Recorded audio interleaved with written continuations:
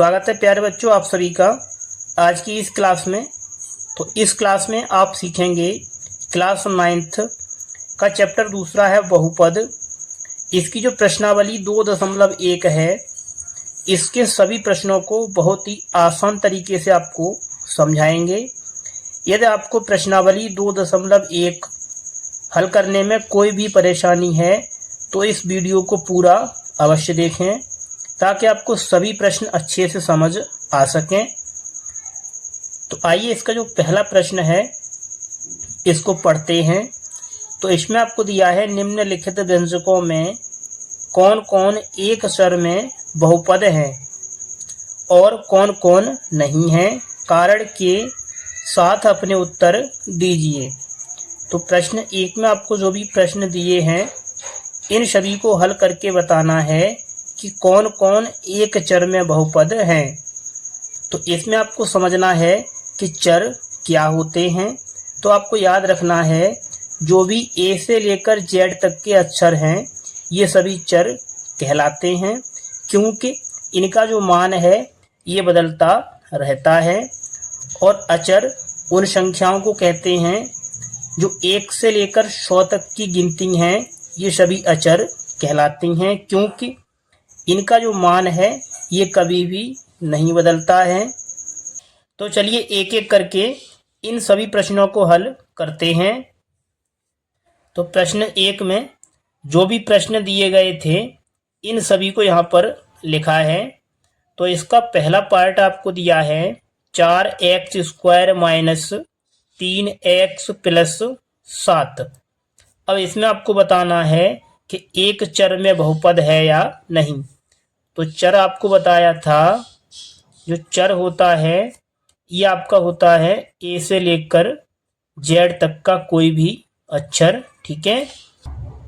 इसी प्रकार जो अचर होता है ये होता है 1 से लेकर जो भी आपकी गिनती होती हैं ये सभी अचर होते हैं। तो इसमें आपको बताना है एक चर में बहुपद है या नहीं। तो इसमें आप देखेंगे इसमें x और x 2 बार आया है।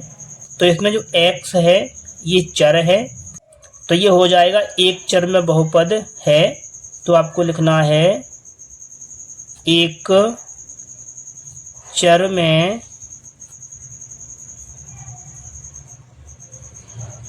बहुपद है। क्यों है? क्योंकि इसमें जो x है ये एक चर है, इसलिए यह एक चर में बहुपद है।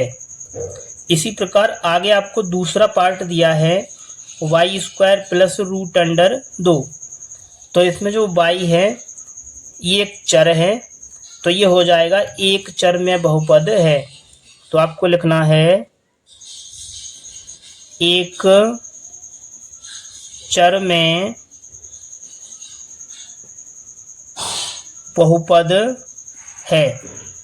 इसका अगला प्रश्न आपको दिया है 3, रूट के अंदर आपको दिया है t + t और रूट के अंदर आपको दिया है 2। जब भी आपको कोई चर रूट के अंदर मिले तो वह एक चर में बहुपद नहीं होता है। तो आपको लिखना है एक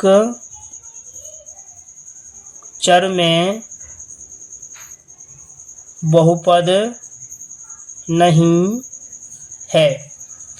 आगे आपको अगला प्रश्न दिया है y + 2/y। तो जब भी आपको कोई चर वट्टे के रूप में मिले तो वह एक चर में बहुपद नहीं होता है। तो इसमें भी आपको लिखना है एक चर में बहुपद नहीं है। आगे इसका अगला प्रश्न आपको दिया है x⁻10 + y⁻3 + t⁻50। तो इसमें आप देखेंगे x, y और t ये 3 चर हैं, तो ये 3 चरों में बहुपद हो जाएगा। तो इसका उत्तर आपको लिखना है 3 चर में बहुपद है। तो इस प्रकार आपको प्रश्न 1 का हल कर देना है। अब चलिए आगे हल करते हैं इसका दूसरा प्रश्न। तो आगे आपको दिया है प्रश्न 2, निम्नलिखित में से प्रत्येक में एक्स स्क्वायर का गुणांक लिखिए। तो प्रश्न 2 के आपको 4 प्रश्न दिए गए हैं। तो इन सभी में आपको जो एक्स स्क्वायर है इसका आपको गुणांक बताना है। तो चलिए इसको आसान तरीके से आपको समझाते हैं। तो प्रश्न 2 को हमने यहाँ पर लिखा है। इसमें आपको बताना है एक्स स्क्वायर का गुणांक। तो इसका पहला पार्ट आपको दिया है 2 plus x square plus x. तो इसमें आपको देखना है कि एक्स स्क्वायर का गुणांक क्या है। जिसमें कुछ भी नहीं होता है उसमें होता है 1। तो इसमें जो एक्स स्क्वायर का गुणांक है ये आपको कर देना है 1। तो इसका आंसर आपको लिखना है एक्स स्क्वायर का गुणांक बराबर ये आपको कर देना है 1।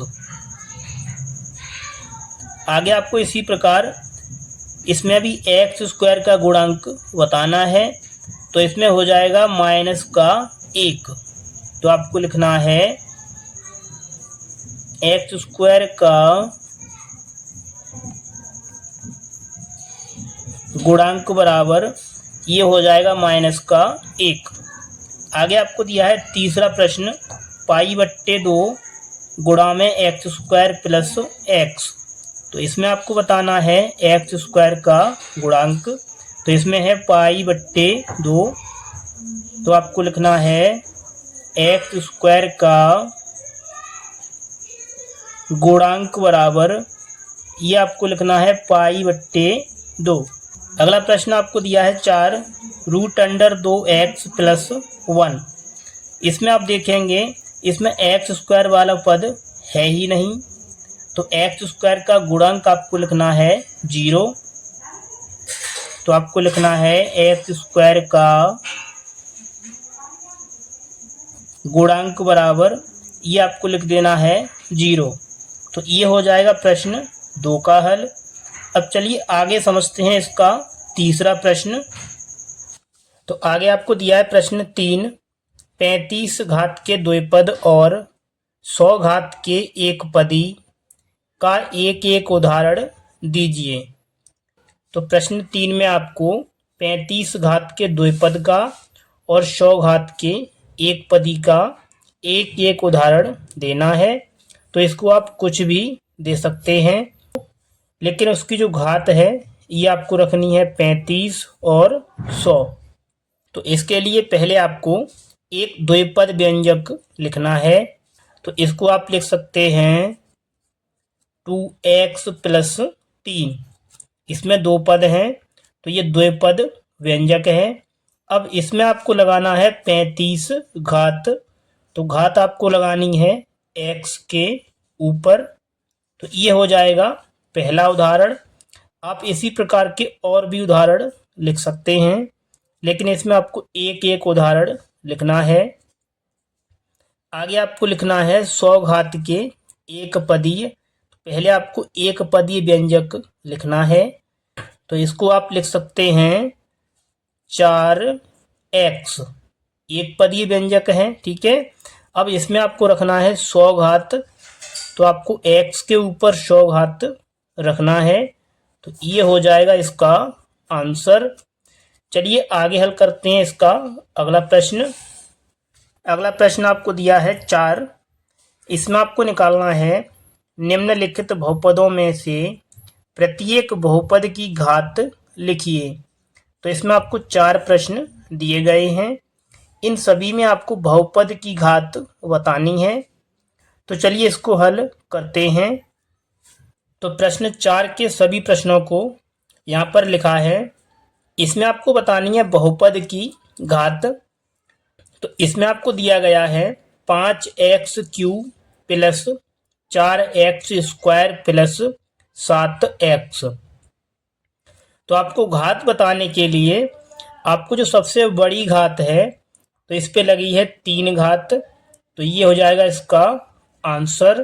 तो आपको इस प्रकार लिखना है घात बराबर 3। ठीक है। आगे आपको दूसरा प्रश्न दिया है 4 माइनस वाई स्क्वायर। तो इसकी जो घात है ये है 2। तो आपको लिखना है घात बराबर 2। अगला पार्ट आपको दिया है 5t माइनस रूट अंडर 7। इसमें भी आपको बहुपद की घात बतानी है। तो इसमें आपको जो चर है ये दिया है t के रूप में। तो t पर जो घात है ये है 1। तो इसका आंसर आपको लिखना है घात बराबर 1। अगला प्रश्न आपको दिया है, इसमें आपको दिया है 3। तो इसमें भी आपको बहुपद की घात बतानी है। तो इसमें आप देखेंगे इसमें चर वाला पद है ही नहीं। जो 3 है यह एक अचर संख्या है।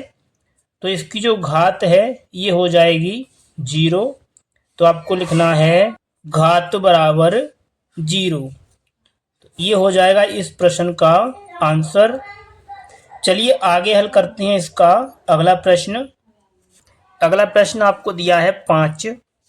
बताइए कि निम्नलिखित बहुपदों में कौन कौन बहुपद रैखिक हैं, कौन कौन द्विघाती हैं और कौन कौन त्रिघाती हैं। तो इन सभी में आपको बताना है कि कौन सा बहुपद रैखिक है, कौन द्विघाती है और कौन त्रिघाती है। इसमें आपको दिया है रैखिक बहुपद। तो रैखिक बहुपद उस बहुपद को कहते हैं जिसकी घात 1 होती है। ठीक है। आगे आपको दिया है द्विघाती बहुपद। तो जिस बहुपद में 2 घात होती है, इस प्रकार के जो बहुपद है ये कहलाते हैं द्विघातीय बहुपद। इसी प्रकार आपको लिखना है त्रिघातीय बहुपद। तो जिस बहुपद की घात 3 हो, इस प्रकार के बहुपद कहलाते हैं त्रिघातीय बहुपद। तो आइए सभी को हल करते हैं। तो प्रश्न 5 में जो भी प्रश्न थे इन सभी को यहाँ पर लिखा है। तो आपको पहला प्रश्न दिया है x² प्लस x। तो इसमें जो बहुपद की घात है ये है 2। तो ये बहुपद हो जाएगा द्विघातीय। तो आपको लिख देना है द्विघातीय। ठीक है। अगला प्रश्न है x माइनस x पर घात 3। तो इसमें जो बहुपद की घात है ये है 3। तो ये हो जाएगा त्रिघातीय बहुपद। तो आपको लिख देना है त्रिघातीय। अगला प्रश्न आपको दिया है y² प्लस 4। तो इसमें जो बहुपद की घात है ये है 2। तो ये हो जाएगा द्विघातीय बहुपद। तो आपको लिख देना है द्विघाती। अगले प्रश्न में आपको दिया है 1 प्लस x। तो इसमें जो x की घात है ये है 1।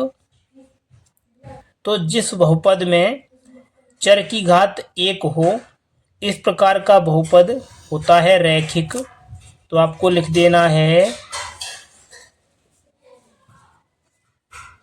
रैखिक। अगला प्रश्न आपको दिया है 5वां। इसमें आपको दिया है 3t। तो इसमें भी जो चर है ये है t और t पर जो घात है ये है 1। तो ये हो जाएगा रैखिक बहुपद। तो यहाँ पर आपको लिख देना है रैखिक। आगे आपको दिया है r²। तो इसमें जो घात है ये है 2। तो 2 घात का बहुपद हो जाता है द्विघातीय। तो आपको लिख देना है द्विघाती। अगला प्रश्न आपको दिया है 7x3। तो इसमें जो घात है ये है 3। तो ये हो जाएगा त्रिघातीय बहुपद। तो आपको लिख देना है त्रिघाती। तो इस प्रकार आपको प्रश्न 5 का जो हल है इसको कर देना है। तो ये हो जाएगा इस प्रश्न का आंसर। यदि आपको वीडियो में कहीं पर कोई स्टेप समझ में नहीं आई है तो वीडियो को दोबारा अवश्य देख लें। और आपको हमारी ये वीडियो अच्छी लगी है तो वीडियो को एक लाइक अवश्य करें। और यदि आप हमारे चैनल पर पहली बार हैं तो हमारे इस चैनल को भी सब्सक्राइब अवश्य कर लें। तो चलिए मिलते हैं आपसे अगली क्लास में।